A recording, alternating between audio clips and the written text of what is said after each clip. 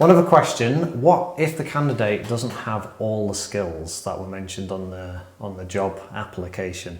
Now, I think it's rare, really, to find an applicant that's got all the skills. I think all employers are looking to find somebody that has the cultural fit, actually seems to want the job for the right reasons, and also has enough of the skills, but then training is also going to be an element of it. Mm-hmm. So what would you say to candidates that maybe have 80% of the skills, but then they're a little bit nervous about that 20% that they feel they don't have?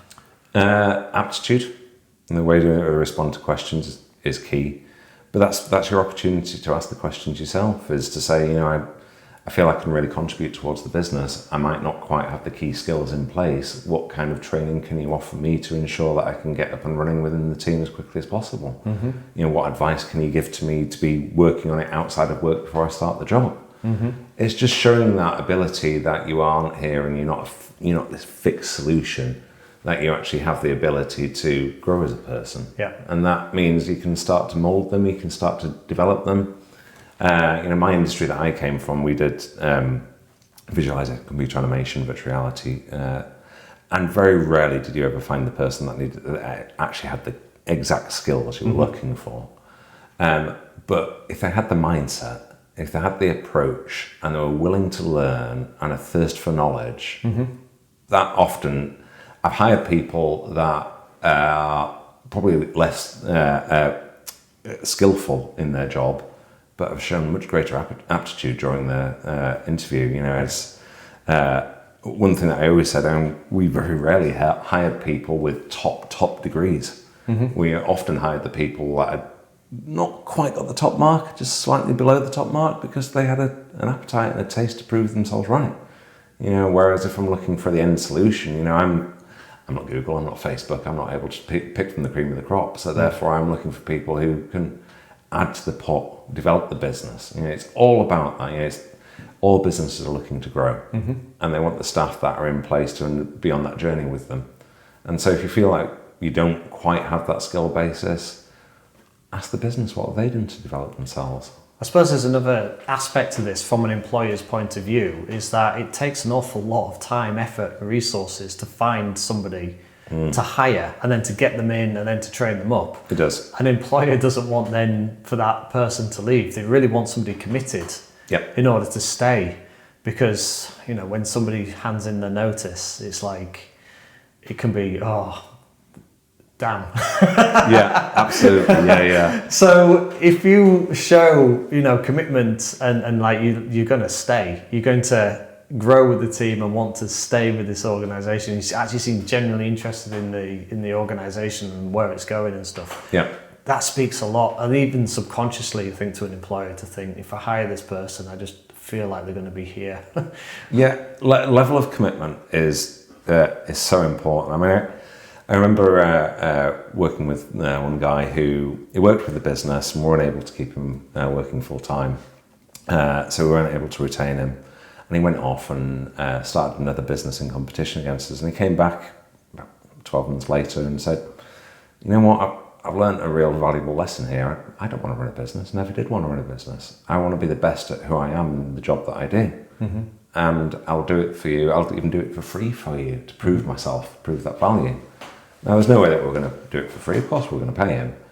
But at that moment, you just felt like you had a real connection with that individual, and that you could really develop that person. They were going to contribute huge amounts to the business. In the end, they ended up getting options in the business, and when we did our exit, they were able to profit from themselves. So it's that kind of making yourself open to opportunity, I think, is the most important thing. And that actually leads me on to a question which is a little bit out of scope of this, but I want to ask it. So somebody wants a raise. Have you got any tips on how they might approach asking their boss for more money? I've been in that position myself. Not easy. It isn't easy. I think it's important to understand what you contribute towards the business. If you are cutting your own salary, so to speak, in there, then that makes sense.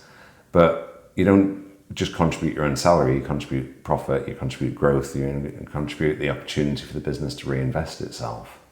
So if you're able to recognize the value that you're creating within the business and the value that you intend to create should you be getting a pay rise, then at that point you're taking away a lot of the variability and the considerations I would have in place.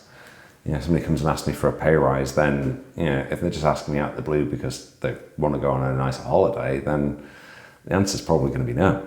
If they're going to turn around to me and go, I'd really like a pay rise, but I'm willing to improve in these areas, and I feel like that we can make some changes here, or we can make it a bit more streamlined, or we can make a bit more profit in the way in which we're doing it, then I'm looking at going. That's a good point. It's a good negotiate how. I mean, even if you don't get offered the pay rise right away, maybe you could negotiate and say, look, I'm looking to take on more responsibility and more challenges and more tasks, but I'll need mentorship and training in order to do that. But if I go and get this certification, or if I take on this element of these tasks or something, can I maybe renegotiate how much I'm getting paid is a really good way of approaching it. You're basically offering more of your value for the value that the company can give, which is cash. Precisely, yeah. I mean, the thing that I found is it's also up to the organisation as well. We had bands, so junior, mid, senior, director level, and those came with set salary expectations. They didn't come with a fixed salary; they came within a range. And I think that was so important. It's very important during your staff reviews, your annual reviews, to understand where you are and how you're progressing in the organisation. Is there the opportunities to progress in the organisation? Because that's where you're going to get this type of salary increases. Yeah, we are able to get generally some standard salary increases. Inflation can help on that side, but it's a give and take element. But if you just want to take, well, the company's going to run out of things to give.